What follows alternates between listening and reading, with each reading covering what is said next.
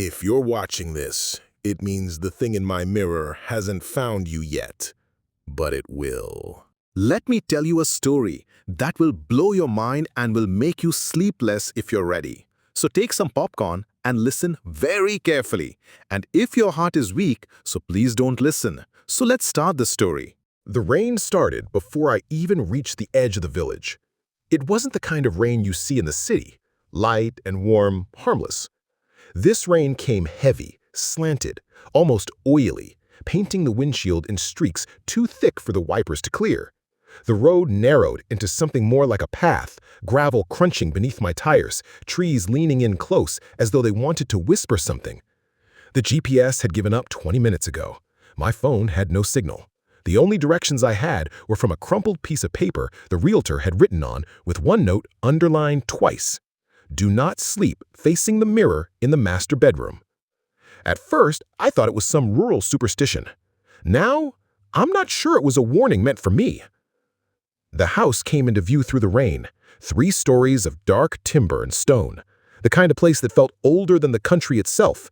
Its windows reflected nothing. Even when my headlights hit them, they seemed to swallow the light instead of giving it back.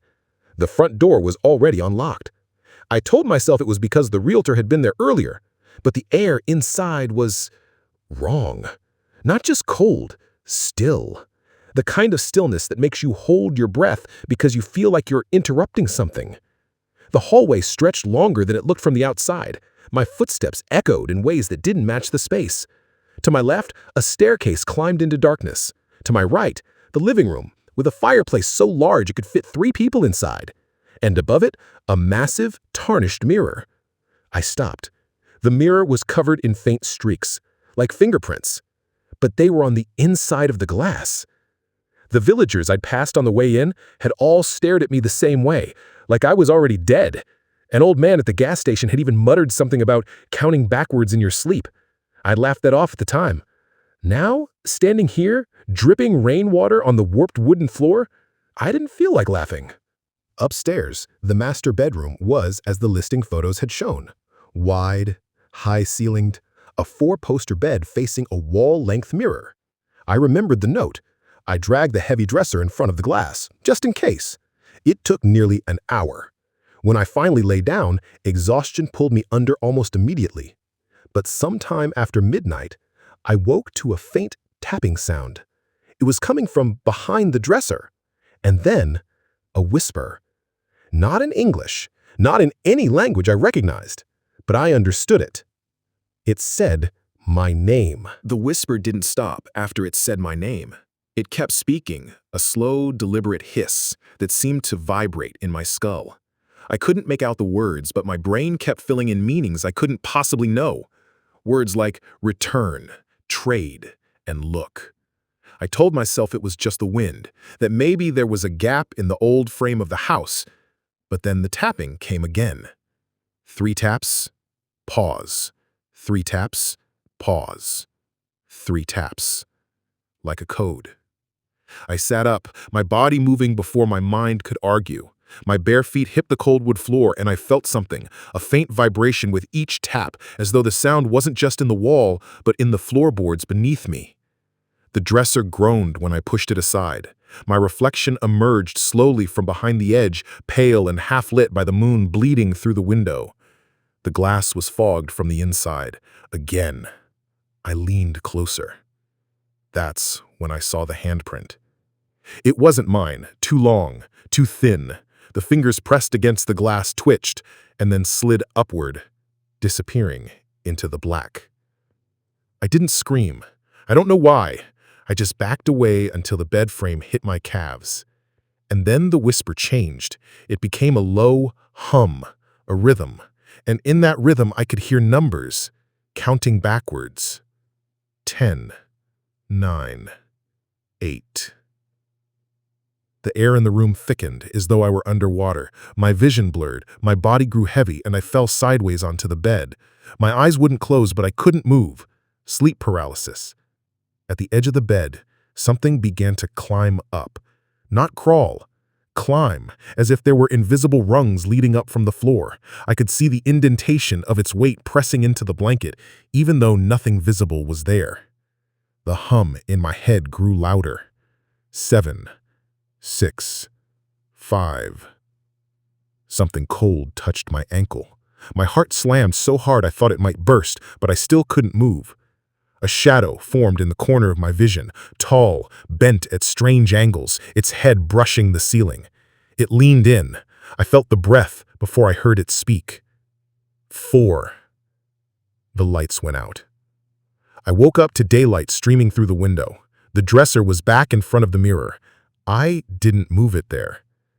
In the kitchen, I found something waiting for me on the table, a scrap of yellowed paper.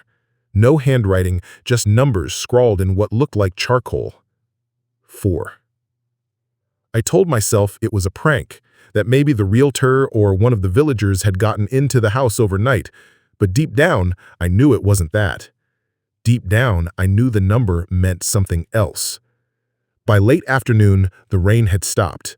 I drove into the village for groceries. The woman at the counter froze when she saw me. 4, she whispered, her eyes darting to the door. It's already started. Before I could ask what she meant, she turned and walked into the back room, locking the door behind her. When I got back to the car, there was another scrap of paper on my windshield. 3.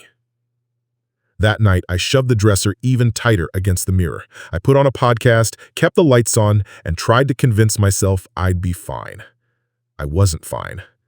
The tapping started at 2:57 a.m. this time. 3 taps, pause, 3 taps, pause, 3 taps. The voice returned, stronger, and I swear I heard it laugh. The next night, I stopped pretending it wasn't real. The voice didn't sound human anymore. On the third night, it started speaking before the tapping began, like it already knew I was awake. The words rolled over each other, syllables that scraped inside my ears like broken glass, but I still understood the meaning. Look. I don't remember standing up, but suddenly I was in front of the dresser, hands gripping the edge. My body felt like it was being moved, as if my muscles no longer belonged to me. The heavy wood scraped the floor, inch by inch, until the mirror was exposed. At first, I saw my reflection. Then my reflection smiled. I wasn't smiling. Its lips moved, and the sound in my ears matched. We have traded places before. My reflection tilted its head in a way that hurt to watch. Behind it, in the space inside the mirror, the shadows shifted, as if there were more than one thing in there with it. Faces appeared for seconds at a time. They didn't blink. The air behind me moved.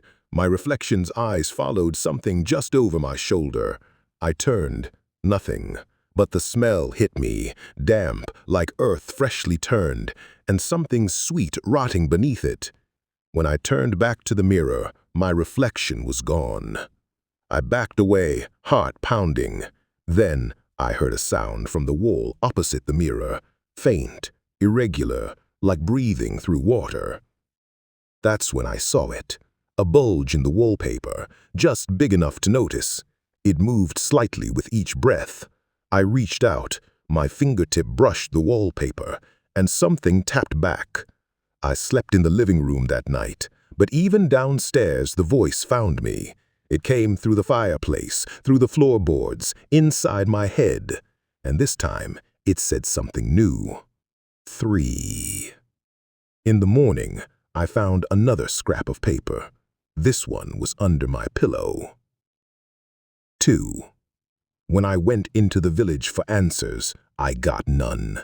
The old man at the gas station refused to look me in the eye. He only said one thing: "Don't stay for 0."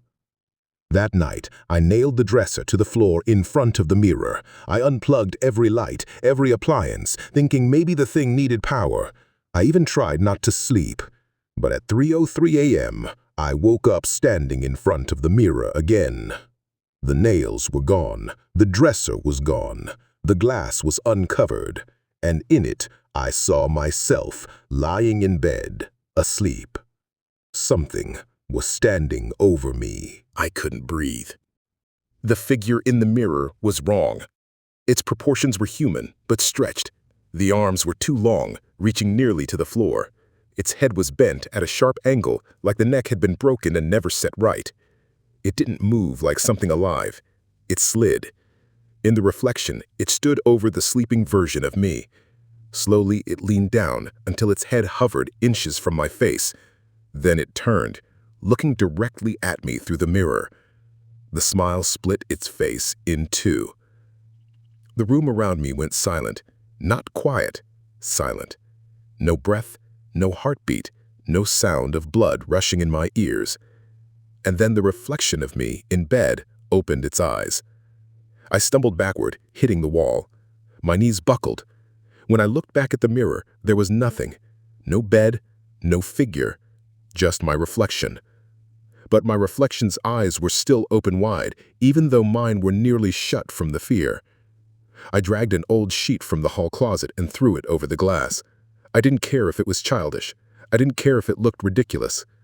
The whisper still came through. 2. That day I tried to leave. The road out of the village should have been 15 minutes. It took me over an hour before I realized I was driving past the same 3 houses again and again. At one point, I saw a figure on the side of the road, the same broken-neck thing from the mirror. It didn't move as I passed, but when I checked the rear view, it was closer. By dusk, I was back at the house. No matter what I tried, I couldn't leave. And waiting on the front porch, tucked under the doormat, was the next scrap of paper. 1.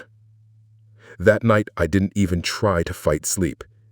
I lay in bed, staring at the covered mirror, waiting for 3:03 a.m. to come. When it did, the whisper was louder than ever, and this time, it wasn't in my head. It was standing right behind me. The breath on my neck was cold enough to burn. The breath didn't stop. It stayed there, cold and steady, as though whoever, whatever was behind me didn't need to inhale. I wanted to turn, but my body wouldn't obey. My eyes stayed locked on the covered mirror.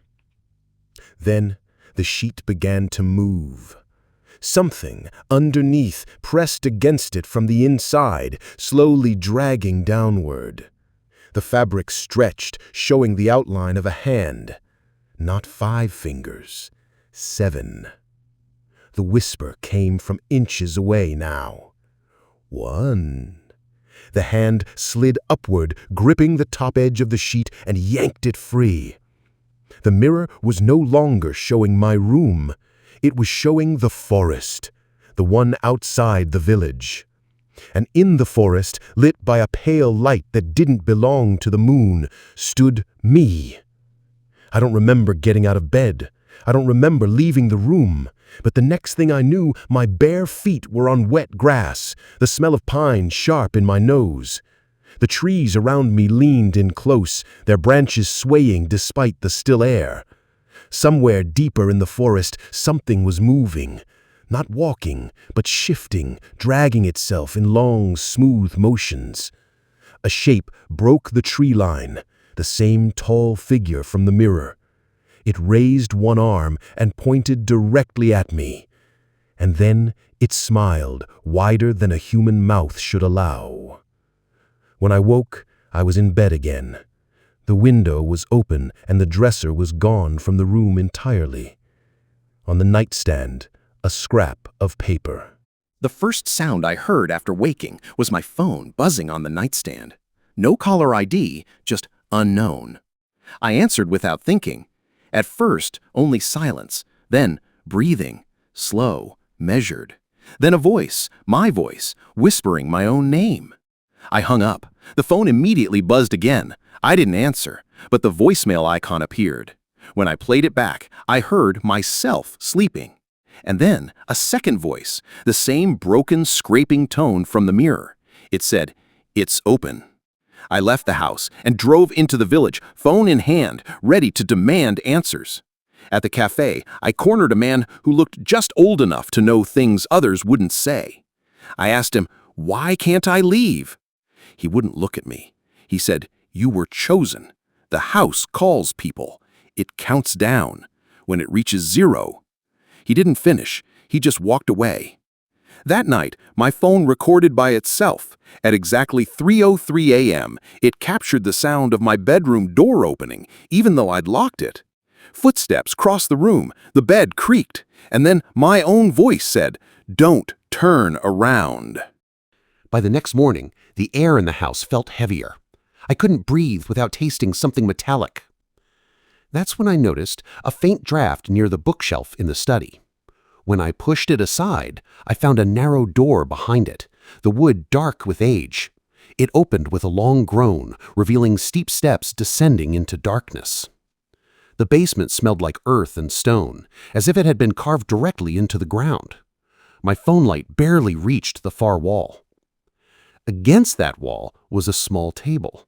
On it, a leather-bound book. The cover was cracked, the pages yellowed. Inside were names, dozens of them, each followed by a date. The last 3 names were crossed out. Beneath them, in a shaky hand, was mine. No date, just my name.